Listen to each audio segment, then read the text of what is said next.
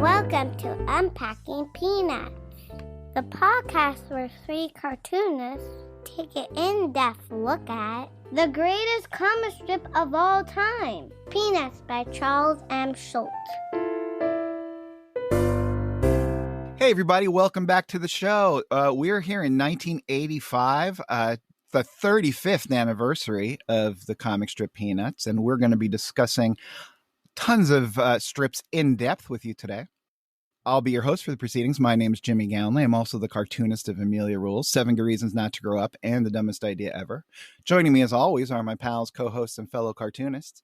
He's a playwright and a composer, both for the band Complicated People, as well as for this very podcast. He's the original editor of Amelia Rules, the co-creator of the first comic book price guide, and the creator of such great strips as Strange Attractors, A Gathering of Spells, and Tangled River. It's Michael Cohen. Say hey. And he is the executive producer and writer of Mystery Science Theater 3000, a former vice president of Archie Comics, and the creator of the Instagram sensation Sweetest Beasts. It's Harold Buchholz. Hello. So listen, before we get into this, there's actually two things I wanna bring up that we haven't brought up. Well, one we should have brought up maybe last week or the week before, and it's sort of sad, and I normally don't talk about this sort of stuff, but Trina Robbins passed away, the great underground cartoonist Trina Robbins, who we loved. And the reason I'm bringing her up here is because she's a great cartoonist and should be brought up. But she was also a huge fan and supporter of Michael's work with Strange Attractors. And she just recently had done something for you, didn't she, Michael? Not recently, but in the last few years? Well, it was way back when I was doing Strange Attractors. Yeah, she did a pinup because she was kind of famous for doing little fashion pinups in her comics. And so I had an issue of Strange Attractors. I was running some pinups by various readers. I asked her for one, and she provided a Pirate Peg pinup. Very cute. You know, it's a little cutout thing. You can put a... Yeah, paper doll. Paper doll, yeah, exactly. And then shortly afterwards, she came out with one of her books on comics history called The Great Women Superheroes, and she put a couple of Strange Attractors characters in there, which as well she should. That's incredibly flattered. That's awesome. So rest in peace to Trina. We love you, buddy. Yeah, really. And on a happier note, Peanuts icon and Michael Cohen favorite baseball player Willie Mays turned 93 just yesterday. Yes, I knew that birthday. Nice. May 6th. It was That's ingrained in my consciousness. Let's get him on the show. Yeah, all right, really. let's call. Oh, that'd be a good get. Yeah, and I want to thank everybody for helping make the Robot Monster comic Kickstarter a success. What's it up to now, Harold? Last I checked, it was about 22,000. We were asking for 20, so I think we're in good shape, and we'll have a book out. Looks like by the end of the year, I'll get to be writing those 10 pages of Fumetti. In any case, thank you everybody for making it happen. I look forward to writing writing my piece in it. Congratulations. That's awesome. So cool. So everybody get one of those books and laugh your head off at Harold's Fumetti. So let's, what do you say? Do you guys want to get back to the strips? Yes. All right. So as we may have told you last time, we are changing the format up a little bit. We're going to take as many episodes as it takes to get a year done. So that's just the way it's going to be. And the good news for you is you get to hear us talk even more. Amazing. So if you want to do that, follow along with us, here's how you can do it. Go to our website, unpackingpeanuts.com, and sign up for the Great Peanuts Reread. That will get you one email, a newsletter a month, and it will let you know both what we're doing, but also what comic strips we're going to be covering in the episodes that are upcoming. So if you just want to read along with the ones we're going to be talking about, you can do that. Or we encourage you to read all of them, just like we are. And if you want to read them for free, you could just go over to gocomics.com, type in the word Peanuts in the search bar. Peanuts will come up, and then you type in the dates, and away you go. So that's what we're going to do, and we hope you follow along with us for the next 15 years of Peanuts. And right now, we're picking up on April 8th. So panel 1, Snoopy's atop the doghouse. He's typing away, and he writes a sad story. Lucy comes up in panel 2 and she reads the paper that Snoopy was typing on and says, "This isn't a sad story." Then she hands the paper back saying, "This is a dumb story." And then Snoopy looks at it and says, "That's what makes it so sad." I don't know why, but this is actually one of my favorite strips from the whole period. It's funny. There's something about this which is so perfect. It's the fact that he's not like arguing with her or he's not upset about it. He really believes in this story. And the fact, I don't know, the fact that it's dumb, it makes it sad. I guess that's true. It's sad in a different way. Yeah, it's not exactly this, but it sort of reminds me of Norm Macdonald, the stand-up comedian who also did the news on Saturday Night Live for years. He said his goal as a comedian was to find a joke where the setup and the punchline are the exact same thing. And he said the closest he got was Christy Brinkley and Billy Joel divorced this week. The reason cited is she realized she was Christy Brinkley and he's Billy Joel. And this sort of reminds me of that in the sense that it's a sad story. Yes, of course it's a sad story. It's a dumb story because that's what makes it sad. I just love the economy of the structure of it. And I love that Lucy's kind of mean, again, because we love mean Lucy. Well, she's just being honest. She's just being honest. That's true. April 12th. It's a baseball game. Schroeder comes out to the mound and he says to Charlie Brown, "One finger will mean just try to get it over the plate. 2 fingers will mean try not to throw it over the backstop." Panel 3, he says, "And 3 fingers will mean we'll all be glad when the season's over."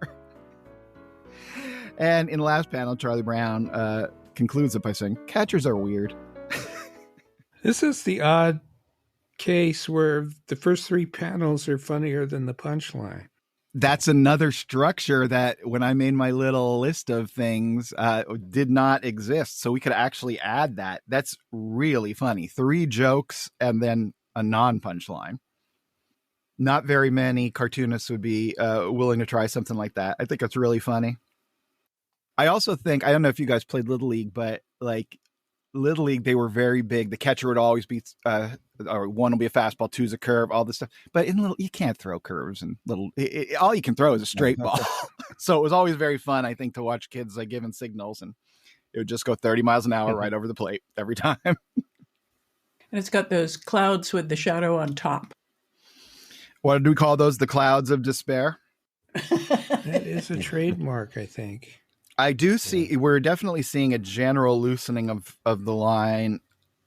I think partly due to the tremor, or mostly due to the tremor, but also just, just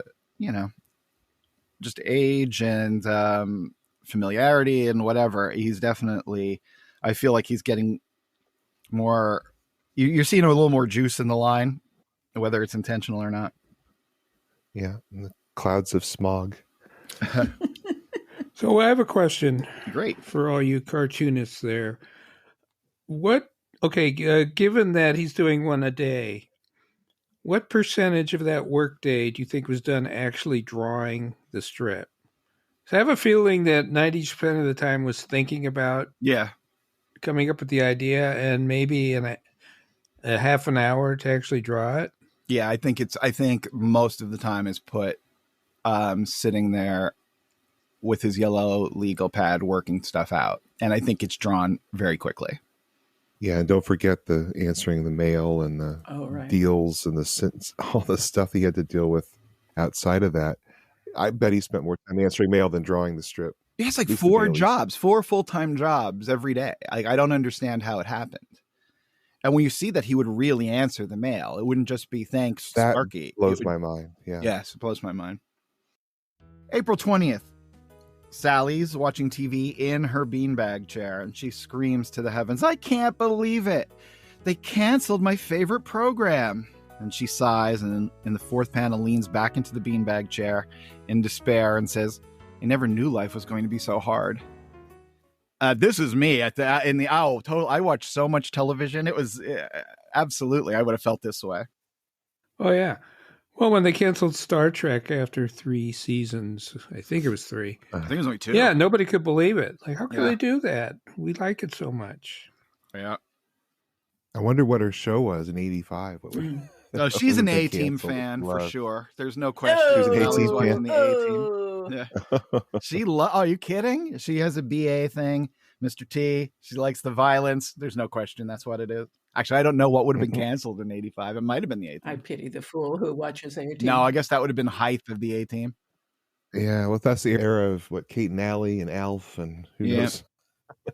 Alf, which some people believe was completely stolen from the character of Cerebus, and has the worst finale apparently in the history. I didn't watch it, but I guess the series ends on a cliffhanger with aliens coming down and abducting everybody, and ends to be continued, and you never find out what happens. Wow, I guess some people would think that's the best. Maybe it's the best finale. That's true. Yeah, I guess it depends. April 27th. Snoopy and Woodstock are walking along in the grass. Then they come up upon a pavement. You can actually see they're kind of on the road and step onto the pavement. Then in the third panel, Woodstock is standing on the road with the arrow pointing in the direction opposite of the way he was coming. And then in the last panel, they continue on their way with Snoopy rolling his eyes. Well, I could talk about this for a half hour. No, I don't understand this at all. No. Here's the case. I think he randomized the panel order. So you can read them in any order, and they'll make as little sense. Okay, so nobody understands this? I have no idea what he's going for. Thank God.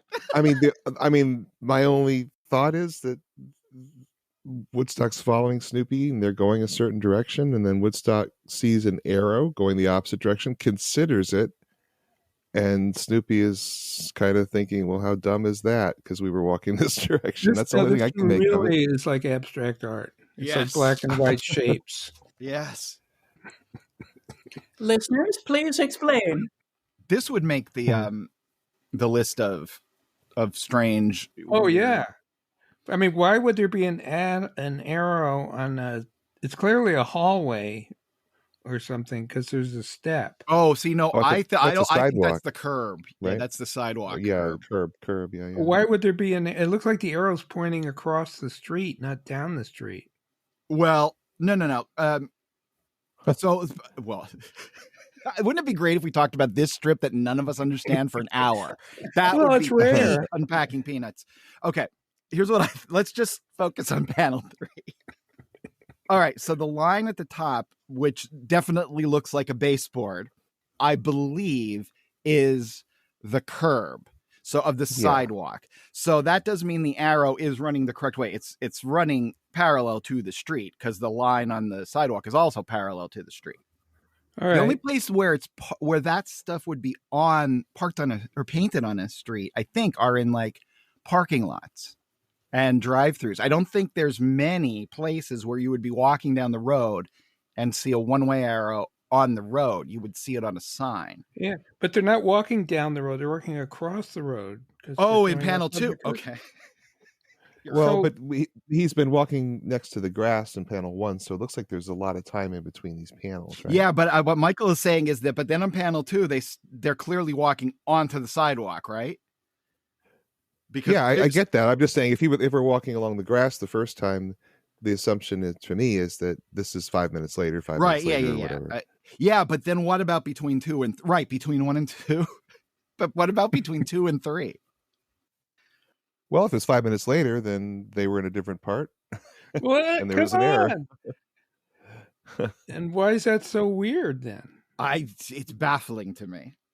And actually, when I saw this on the list that people picked, I thought, oh no, everybody's going to talk about how brilliant this is. And this is like I don't understand. Quality genius. Well, I mean, to me, the oddest thing is Snoopy's reaction. It's like, why would he be rolling his eyes at Woodstock, looking the direction they came of the arrow? It doesn't seem like it's that ridiculous. This is fascinating. Yeah. I think we need to do a new podcast that's just about this strip. Well, if you were to give Snoopy a line at the end to try to make some sense of this, what would you say? They can't all be winners. I have a deadline. This has to be the biggest puzzle. It's totally of baffling. All of Peanuts. Yeah.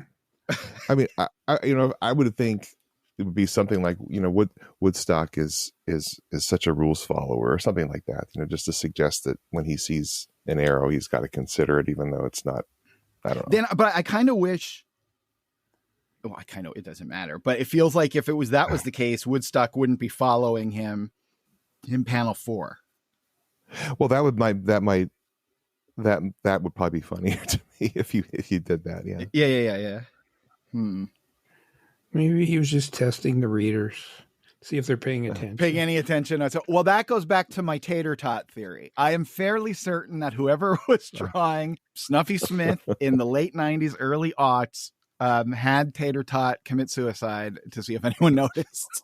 Because there is a strip where they're like, I wonder where Tater is. And the next strip is him just jumping off a cliff. And then I've never heard anyone ever discuss it again because nobody was reading Barney Google. Even though it was millions of people probably crossed their eyes every day. Made no impact. Tater Tot. Tater Tot. That's his name, right? Tater Tot? Tater. No, it's Tater Tot. But he is a tot. So I love calling him Tater Tot because I know it's one thing that will always get a giggle out of Harold. Oh, yeah. That's great. May 5th. We start off with one of those symbolic panels, and it's Sally, and she is surrounded by various punctuation marks, quotations, periods, semicolons, exclamation points, etc. Panel 2, she's just kind of looking at it. Because remember, those first 2 panels on any Sunday strip can be just taken out at the discretion of the editor of the paper. So they don't often connect directly with the main strip. The main strip starts in the next tier, where Sally is drawing a bunch of commas on a piece of paper, and Charlie Brown is looking at her. She holds up her paper to Charlie Brown and says, these are commas and these are possessives. Commas do all the work and possessives get all the credit. They hate each other. So then in the next panel, we see Sally drawing some quotation marks as Charlie Brown watches. She holds up the paper again and says, these are quotation marks. They're always together, like pair skaters. Then she whispers to Charlie Brown, they don't ever associate with commas and possessives. Then in the last panel, Sally declares, stay tuned for the inside story of what goes on in the glamorous world of punctuation. Pretty interesting. I don't understand panel 5. Are there such a thing as upside down quotation marks? Uh-huh. There are? When would you use that? I think don't some fonts do that for the beginning of a quote, and then the end of the quote is the upper. I've never noticed that either. Maybe it's archaic now for a lot of fonts, but yes, I have seen that before. Oh, there you go. It's just maybe out of favor now. Well, 1985 was a super long time ago, believe it or not. Hard to believe that it's going to be 40 years next year for this Back to the Future year. It's now further away from 1985 than 1985 was from where Marty went in Back to the Future. Wow, that's an interesting way to look at it. Further away from the future of Back to the Future than he was from the past. Okay. Here's my time warp analysis here. Is when I started collecting comics or really seriously hunting for comics, around 1963. I was 13. And you find something from 1940, and it's like, oh my God, how can this exist? When I started Strange Attractors, that's the equivalent of finding Superman #1. Right. When I started doing a comic in 1993, we're talking 30 years ago. Like, no one's going to go, oh my God, a 30-year-old comic. I can't. Yeah, right. Exactly. It's so strange. I'm looking at the line here. You were talking about how his style is loosening up. And in that second panel, Sally is looking at this paper that she's writing her punctuation marks on. And she's holding it up vertically and examining it. And you can see that rhythmic line where he would start to move down, basically a vertical line. And then there's the tremor, and then he moves down a little further, and there's a tremor. And it's about 8, maybe, of those tremors before he hits the beginning of the top of the page to the bottom of the page. And then I look at the back of Charlie Brown's head. And we all know anybody who's ever tried to draw Charlie Brown, how hard it is to draw Charlie Brown and get that perfect arc. He must be zipping through that arc. Mm-hmm. He's able to do that before he hits a tremor. I don't know how he does it, given what we're seeing he's doing when he's trying to manage a more straight line. But I'm kind of in awe of this. Either that or he's moving so slow, because I do see a little bit of move that he's really taking his time, and how he's controlling that, I don't know. Yeah, but he looks like he's having a lot of tremor on the table edge. Yeah. Which isn't that a brush? Which you think moving left to right line with a brush would not create a tremor. I think that's a pen line that's filled in. I think that's exactly what it is. I think he drew the pen line and then filled in. That's what I would do too, which now that having done it for 35 years, and Michael's saying you could just do it with the brush, that never once occurred to me. In 35 years of drawing comics, all right, write that down. Just use a brush. But yeah, you're right. I think it has to be on the head that he's going fast, because and all I'm going by is what I have to control my hand when it gets like that. And I'm using a brush pen, which I'm able to basically stab onto the page and make sure it's not going to tremor. And then I can go from whatever that thinnest mark is from the initial stab, and then it can get thick and thin based on that, because I'm pressing so hard in the paper. Mm-hmm. I think if he was doing that with that pen, I don't think you'd be able to successfully do that, because I think you would get blobs of ink and, just a mess trying to do that with a dip pen. So I think he's just whipping through that because he's drawn it so many times, I guess. I mean, I don't know. I can't swear to it. Well, I would think that, but then in the fifth panel, when you're looking at Charlie Brown, there does seem to be a little bit of a waver, but along a really beautiful arc. And I don't quite get that. And then I go down and look at his arms, and he's drawn the arms twice many times as he's drawn the head, right? And those arms are the weirdest little blobby things that, if he has a tremor, he's okay with it. And I kind of get that from, because the guy's a genius. He's been dealing with this for years now. He's struggling with it. He's trying to find how to make the very best he can with what he's got. And one of the things that I've noticed, the cleaner the line is, the more your eye, I think, is drawn to it. It's like a designy, iconic thing. The more something looks rough or shaded, it's almost like something being out of focus, when you're looking with your eye.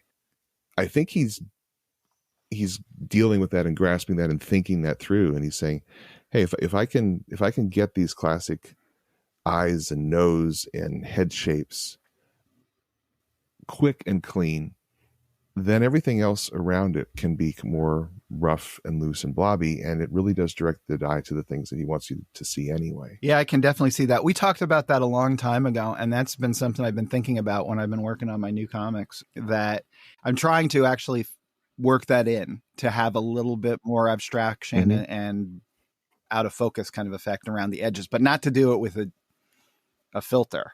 You could obviously do it easily, but to do it with just pure drawing. And I think I've accomplished it once out of maybe 50 attempts to try it, but that one's going in the comic. I'm pretty proud of it.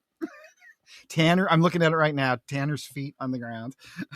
That's interesting. Yeah, that's really cool. I mean, and you see that he's doing it with how we talked about it before, about how he does the shading, and he's adding things that have texture and roughness to them that he didn't really do before. And the roughness of it makes the line that is rougher than it used to be look clean. Yeah. May 19th, Sunday page. So we start with the old symbolic panel. This time it's a giant question mark and Lucy and Linus on either side of it. Panel 2, it starts up with Lucy saying, "You're kidding." And Linus, sitting in his beanbag and reading a book, says, "No, I'm serious." Linus continues in the next panel, "You don't care anything about anybody." Then he stands up and is confronting Lucy, saying, "You never show any interest in what anyone else is doing. You never ask questions. You never ask me what I'm reading, how I'm doing in school, where I got my new shoes. You never ask me what I think about something, or what I believe, or what I know, or where I'm going, or where I've been, or anything." Then Linus walks away saying, "If you're going to show interest in other people, you have to ask questions. Then in the next panel, Lucy is alone. She stands there, thinks about it for a few seconds, then approaches Linus from the other side of the beanbag and says, "How have you been?" I don't think this is a great punchline. Oh my gosh. Well, you are wrong. Really? You guys This is like hilarious. this?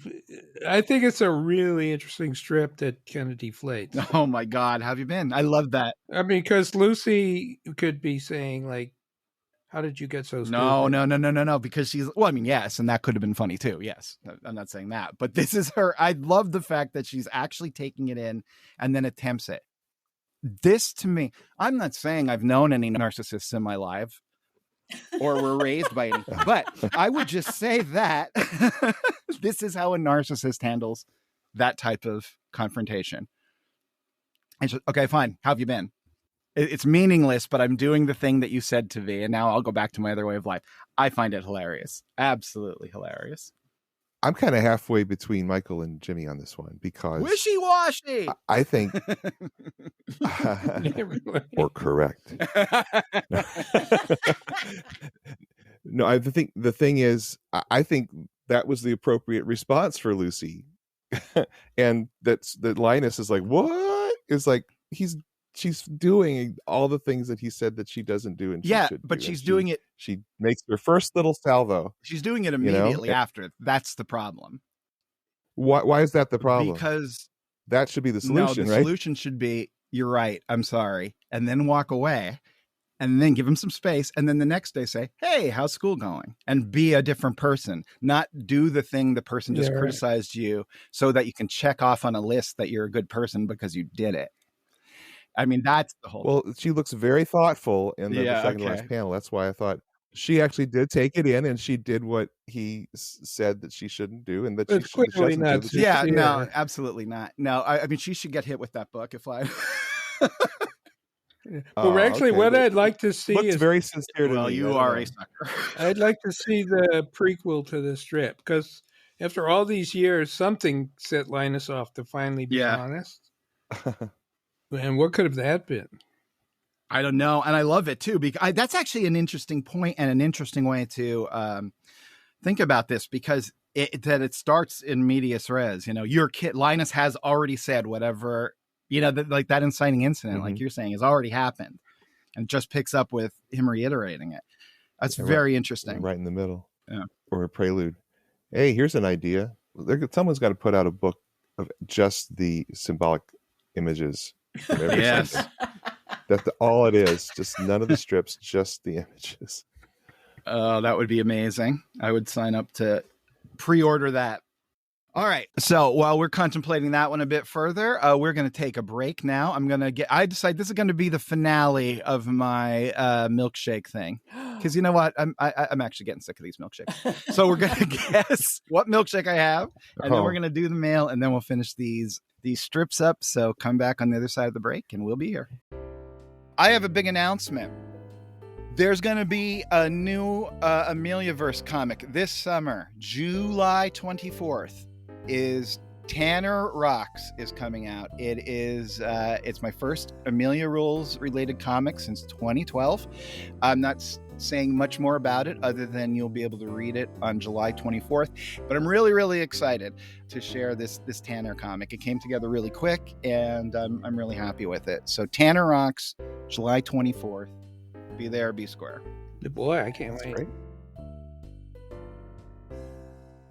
Okay, we're back. Hope you guys all got a snack or a beverage. I, of course, have my snack beverage combo, and this will be the grand finale of the What's Jimmy Drinking segment. As always, it can be chocolate, vanilla, or strawberry.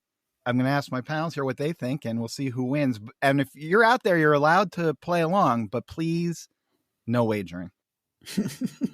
All right. Harold, what do you think it is? Chocolate, vanilla, strawberry? Well, I think Liz mentioned she thinks it's strawberry, and if this is getting old and you're getting toward the end of the box and you're like, I don't think I want to do this anymore, you had to save some strawberry for the last. So that's my guess. Strawberry. Liz, you're sticking with strawberry? I am. Wow. Michael? Am I supposed to use logic here? I didn't realize there was logic involved. I'm going to say chocolate just because odds are I don't particularly like logic. Strawberry is the answer. Wow, detectives win. Okay. Have I mentioned this before? Does anybody remember flavor straws? I remember Flavor them. I don't know straws. that I ever had them, though. I think they were only strawberry. Oh, yeah. Really? You buy a flavor straw and you get a glass of milk and you put the straw in, it flavors the milk as you drink it. Nope. That's got to be some powerful flavor. Nope. Well, it was strawberry, I seem to recall. Never heard of it. Really? Wow. And are they then edible straws? Like, are they candy straws or something? No, Or is no, but I see. because people who don't like milk, or think milk tastes terrible, suddenly has strawberry milk. So you could like game the system if your school only had regular milk. Yeah, you pull that out of your pocket. Ha ha. Yeah, right. Nope. I do Bosco and Nestle's Quick, but never flavor straws. Time for it to come back. So Liz, I'm hanging out in the mailbox. Do you got anything? We do. Got a message from Pui McCleary who writes, Mammy Yoakum is the best comic strip mom. Hey, I win. You win. And he adds, anyway, a few days ago at Free Comic Book Day, I was sure to pick up the Snoopy and the Beagle Scouts free comics for my nieces and nephews. The store had one copy of the actual Beagle Scouts book, which I purchased, and I suppose the Munchkins will just have to share it. As for the name Snoopy, I'm sure it was mentioned in an earlier podcast how it was a common dog's name among immigrant Norwegian families in Schulz's youth. He says, a glance at Wiktionary shows that in current Norwegian, Snoopy is a word meaning one's girlfriend, as in chick or babe. So I'm guessing that in Schulz's youth, this word or a word similar to it meant something like lassie when applied to a pet dog. Whoa. Wow. Well, it's all coming together here. That's pretty good research. I'm not sure if he was thinking about a Norwegian language tie-in, but it could be that that it's just a common thing, I guess. I'm not sure. No, the lassie thing makes sense to me because when you're a kid, you don't think about things. So lassie, Right. a dog, that makes sense. But then you realize, wait a minute, that's what they call girls. Right. Yeah. So, yeah. Well, I do like to hear Snoopy pronounced with a Norwegian accent. I think that's pretty cool. All right. So, do we got anything else in the old mailbag? Nope, that's it for today. How about you? Did you get anything on the hotline? Yes. Super listener Jim Meyer wrote in and said, is there a word or phrase from Schulz that has made it into your daily conversations? I'm sure there is. I got to think of it. I say rats all the time. Good grief. I don't know. I knew this beforehand coming in, and I'm like, oh, I know which one it is. And now that we're recording it, it is completely blank in my mind. Well, Harold, I know you say things from Peanuts all the time. What are they? There's so many things from the Christmas special because I guess you heard it spoken. Like you didn't answer me right away. You had to think about it. Or I'll give you a reason. Yeah, we should come up with some, but I'd have to think about it too because I know there's a bunch I've been saying for the last 50 years. I think I love let's not overlook the possibility of genius. And actually, I remember the one I was thinking of that I do say all the time, which is, has it ever occurred to you that you might be wrong? Because for the first 40 some years of my life, that never occurred to me. I'd like to go back to that. I think that was the right attitude to have. So I'm going to try to go back to that. But for right now, that's a big phrase of mine. Has it ever occurred to you? You might be wrong. Those are good reasons. Yeah. So if you guys want to, hear have your question answered, or if you have a comment or anything you want to say to us, you can send us an email, unpackingpeanuts@gmail.com. Or you can call us on the hotline or leave a message like Jim did there. And that number is 717-219-4162. And we would love to hear from you. All right. So let's pick it up. Back to the strips. May 26th. Snoopy and Woodstock have been out fishing, and they've caught a whole bunch of fish, it seems. And that's at least in the symbolic panel. Because in the next panel, it seems like the fishing trip is just starting. So Snoopy comes over to Woodstock's place and says, implies, I guess, hey, we're going fishing. And they go out to a dock with Snoopy's homemade a fishing pole, and Woodstock has a can of worms, which he's carrying. Of course, the can is as big as he is. Then in the last panel in the second tier, the worms sort of leap out of the can and attack Woodstock. And there's a giant fight. Snoopy hears it coming from behind him and goes back to see what has happened. And we see Woodstock has been tied up by the worms. and the worms made a break for it because the can's there empty. That's awesome. Okay. No, Schulz is definitely into the weird this year. Yeah. That So is weird. a bizarre idea. I mean, the little Woodstock can be jumped by some worms. And tied up. And when you don't have hands, that ain't easy. Right. Also, Woodstock was like, he loved a worm. He was in love with a worm back in the days. Yeah, well, did she reject him? Well, yeah, now they're fighting. Jesus. Maybe these are relatives. Maybe I think he jilted her or something. I don't know. But I think they're just realize what's happening at the end of that hook, and they're not into it, so they split. What do you think of the Snoopy and his fishing hat? Kind of old man Snoopy kind of feel here. Well, yeah. I mean, Michael said in the 70s he started feeling middle-aged Snoopy, and now we have Snoopy in the old man's hat fishing, which is like possibly the most retired activity a person could engage in is fishing. Yeah. I'm assuming neither of you have ever gone fishing. I love fishing. I used to be good at it. Oh, yeah? Yep. I'm terrible at it. I used to go all the time, but I don't think I ever caught a fish legitimately. Well, they're going to torture a poor little animal. Yeah, our family went once, and I opted out. I think I hung out in the little lodge area. June 6th. Charlie Brown and Franklin are hanging out at the thinking wall. Franklin says to Charlie Brown, "You never miss the water till the well runs dry." Then he says to Charlie Brown, "That's what my grandfather always used to say." Charlie Brown says, "He must have been a very wise man." Franklin says, "No, that's all he ever said." Now, I thought this was a great punchline. Great punchline. And then it occurred to me that, well, this might be Franklin's first really great punchline. Yeah. And then I realized he's not being funny. He's being literal. That's what makes it funny. That's what makes it funny. Not a joke. It'd make a good joke, but it's not a joke. His grandfather's probably senile. And that's what makes it doubly funny. Yeah. Is that, this ends up being something that really becomes part of Franklin's character, where he's talking about his family, particularly his grandfather with Charlie Brown. This one implies that he's past tense. I think later on, Franklin's grandfather might get a revival. Oh, okay. Or another grandfather, maybe. Or, that's right. You're entitled to a couple of them, so. Yeah. And, well, here we are in the old guy theme here with this fishing and grandfathers. So, yeah. Look at that first panel. Can you tell the difference between those two characters? Well, one's black, Michael. Oh, okay. I didn't notice. One has hair. But look at Yeah, no, it's the same face. It's it is Charlie Brown. Yes, it is. Head shape, yeah. Yep, absolutely. There's no difference. I mean, nose size, distance from the mouth to the nose.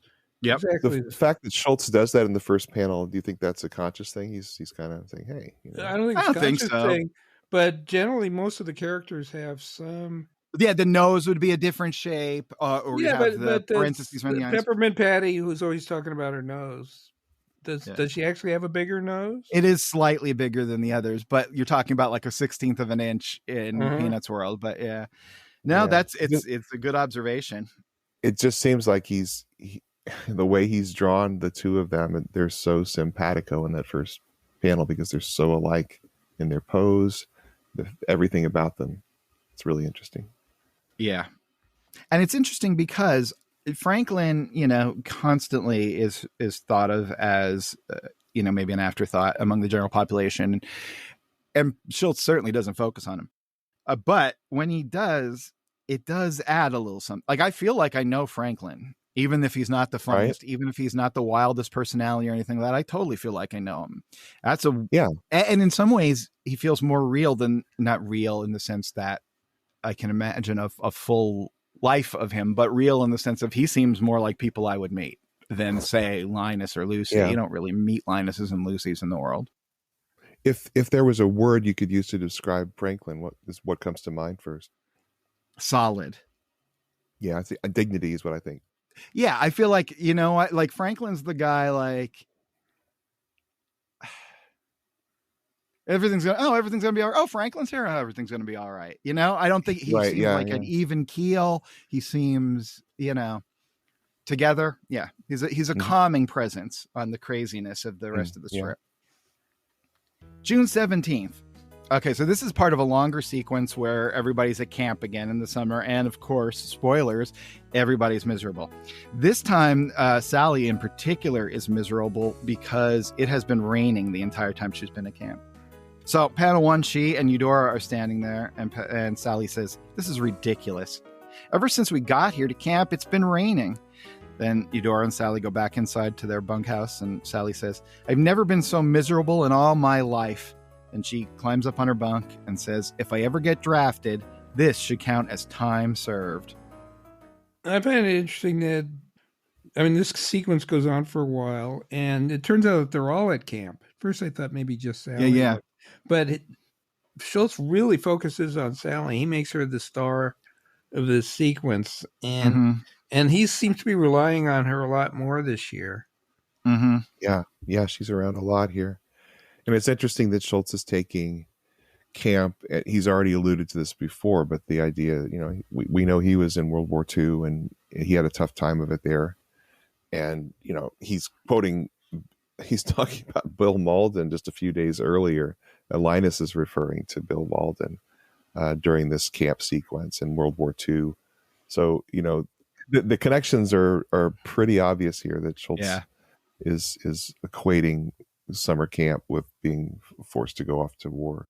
Well, that's what I picked. Why I picked this one, because we've talked about that every time the summer camp stuff comes up. We go, this seems like it's a real stand-in for Schulz and his time in the army. And here it's completely made explicit. Yeah, definitely. By the way, I found a book in my library that is relevant to this here year because it's called "You Don't Look 35, Charlie Brown," and it came out in 1985. And what it is a collection of strips from various points in the strip's history, but mostly stuff close to the 80s. And Schulz does little essays throughout the book, talking about the things that he was thinking about while he was writing it, and through the course of the history of the strip. And it's really interesting. Like, for example, he has a whole thing where he talks about kids don't converse. They don't know how to have a conversation. And he talks about the magic of when a kid does learn conversation.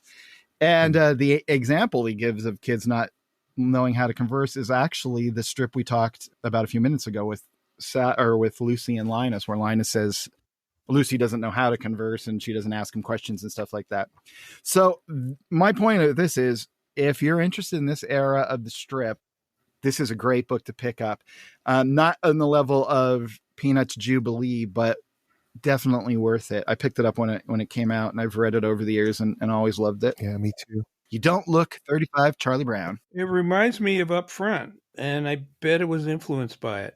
I've never seen this book, but Up Front is a collection of Bill Malden's strips he did during the war, where he's following the troops. But the text is about him and the process of doing it. So he's not talking about the strips in particular, but he's saying, there was a time the sergeant did this, blah, blah, blah. Yep. Oh, I didn't know that, but I guarantee you're right. That had to be a little bit of influence. Even if a publisher came to him with the idea, I'm sure he thought, we could do like the Bill Malden thing, because that is exactly what he does. And it's really interesting. It's really good. June 19th, still at camps, Linus comes into Sally and says, "It's still raining, so we're supposed to go over to the rec hall for a sing-along." Sally says, "What's a sing-along?" Now they're running in the rain to go join this. And Linus says, "A counselor leads to singing. She'll say, 'Oh, come on, you can sing louder than that.' Then she'll want us to clap our hands." They're still running in the rain to get here. And Linus says, "Then she'll say, 'Come on, boys, let's see if you can sing louder than the girls. Come on, girls, show the boys how loud you can sing.'"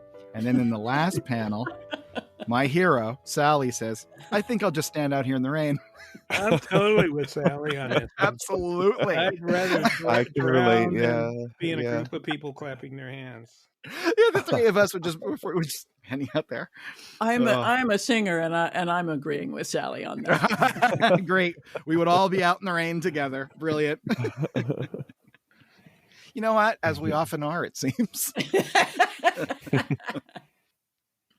That, you know what? That's a life lesson for me to you kids. If you're going to be standing out in the rain, don't do it alone. Do it with your closest friends.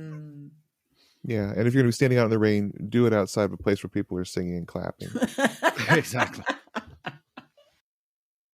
June 26th. Linus, Charlie Brown, and Snoopy are all at the thinking wall. And Linus says, and then this girl said to me, goodbye, Linus. I'll see you some when. In panel 2, Charlie Brown says, some when. That's an old country expression. It's very touching. Then Linus says, really? I thought I was the only one who felt that way. Charlie Brown says, not at all. And he looks over at Snoopy, who is choked up at the thought of it. I have a question. I didn't look this up. I'm sure I can. Is it, that's an old country expression? Or is it, that's an old country expression? I read it as old country expression. Yeah, I don't know. I haven't. And it sounds Southern, which... It does sound Southern. Yeah. I've never heard anyone say that. I like it, though. It is pretty. It struck me the second I read it, and it's interesting. This is, again, one of those strips where Schulz shows his hand as to, whether he really means something.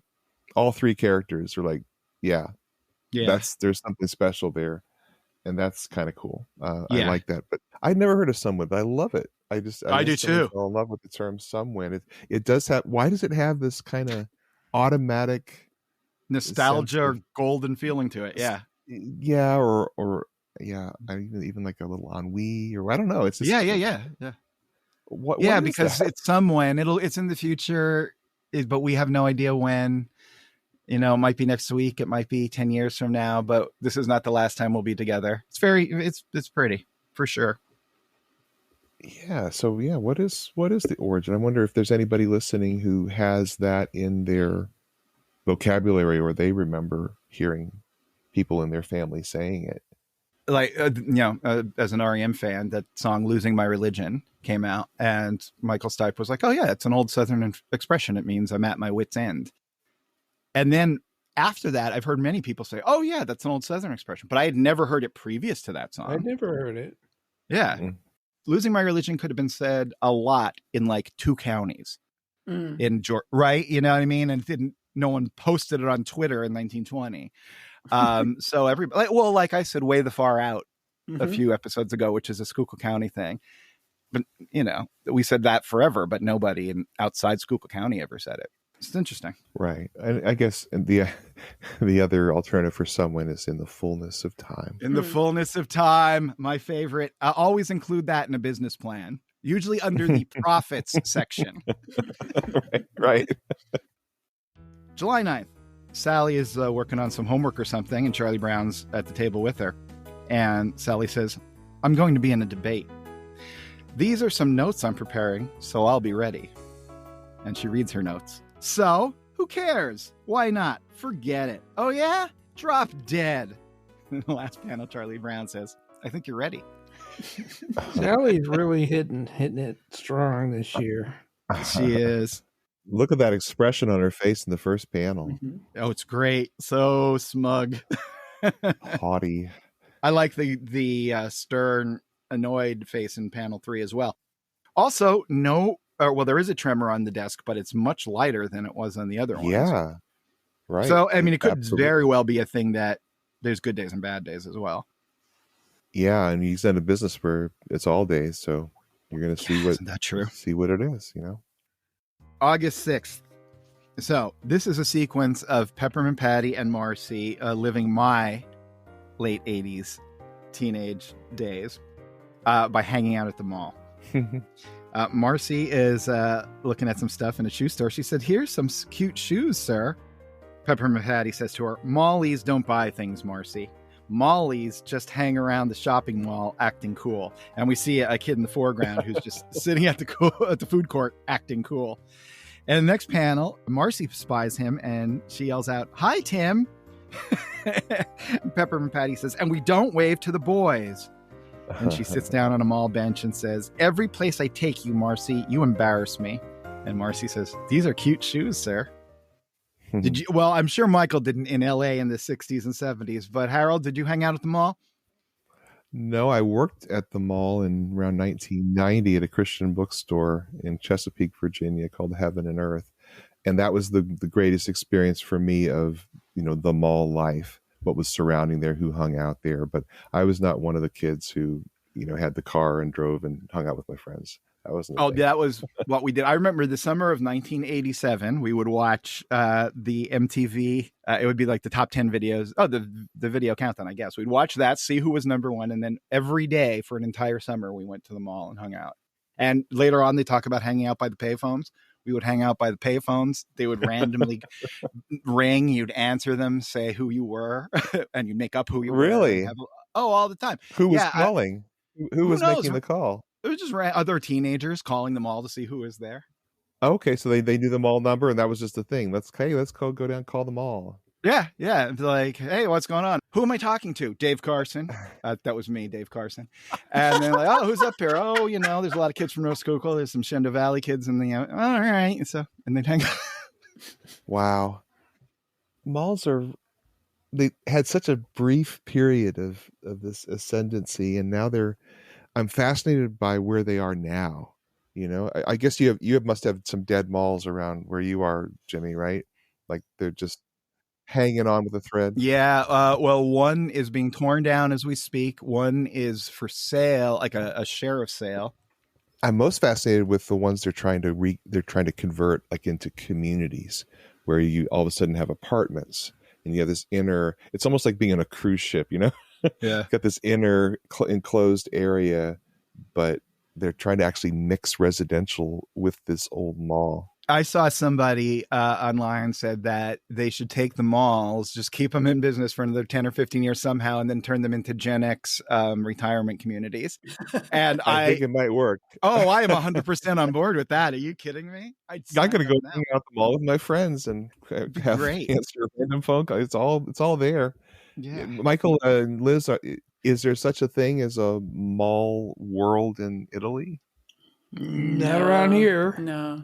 They have medieval towns with high fashion stores in them. Oh, wow. Well, I'm sure there's malls in like the big cities. Oh, yeah, probably so. I remember when the very first mall was opened in South Jersey in Cherry Hill in 1962. In Cherry Hill, yeah. Just outside Philly, huh? Yep. Yeah, I remember when our big mall opened up, which you can read about in The Dumbest Idea Ever, by the way. That mall, the Schuylkill Mall. I remember the day it came up and we went up and met who they had Spider-Man there and Darth Vader. It was very exciting. Wow, that's cool. And I wonder if in the future people are going to dress up as Paul Blart. Cosplay. Okay, Michael's friend who he used to read Peanuts with every morning at grade school produced Paul Blart Mall Cop. Oh, wow. Oh, Barry Bernardi. Yep. There you go. That's cool. My greatest comic book disappointment. Outside of my own career. Oh, no. My greatest comic book disappointment. I'm happy with I'm fine. My greatest comic book disappointment is Alan Moore and Bill Sienkiewicz in 1990 were going to do a 12-issue series called Big Numbers about the creation of a mall in England. And I was so in, and only 2 issues ever came out. It was so disappointing. I remember that. I've got them. I got them too. I got the third one. Wait, no, the third one, it was like a sketchbook and somebody published it or something. It's just photocopies. Yeah, it's photocopies, but it never got made. Boy, oh well. I mean, it was a revolutionary comic because it wasn't about anything fantastic. It was about building the mall. Yeah, yeah. It was. Those 2 issues were fantastic. Worth seeking out if you can find them. I doubt they're even very expensive since it never became anything. You know what, guys? Actually, all this mall talk has me excited. I'm going to go hang out at the mall right now. So why don't we leave it there? I'm going to go to the arcade, discuss the new Def Leppard album, and we'll come back next week and pick it up here. Sound good? Sure. All right. So if you want to keep this conversation going, there's a few ways you can do it. First off, like I said, you go over to our website, unpackingpeanuts.com, and you sign up for that Great Peanuts reread. That'll get you that once a month newsletter. Then you can go onto social media and you can follow us. We're at Unpack Peanuts on Instagram and Threads, and we're at Unpacking Peanuts on Facebook, Blue Sky, and YouTube. And if you want to get more information about Tanner Rocks, follow me on Twitter at Jimmy Gownley. Otherwise, just come back here next week where we will be picking up more of 1985. So that's it for this week. From Michael, Harold, and Liz, this is Jimmy saying, be of good cheer. Yes. Yes. Yes. Be of good cheer. Unpacking Peanuts is copyright Jimmy Gownley, Michael Cohen, and Harold Buchholz. Produced and edited by Liz Sumner. Music by Michael Cohen. Additional voiceover by Aziza Shakrala Clark. For more from the show, follow Unpack Peanuts on Instagram and Threads. Unpacking Peanuts on Facebook, Blue Sky, and YouTube. For more about Jimmy, Michael, and Harold, visit unpackingpeanuts.com. Have a wonderful day, and thanks for listening. Being too cool for skookle.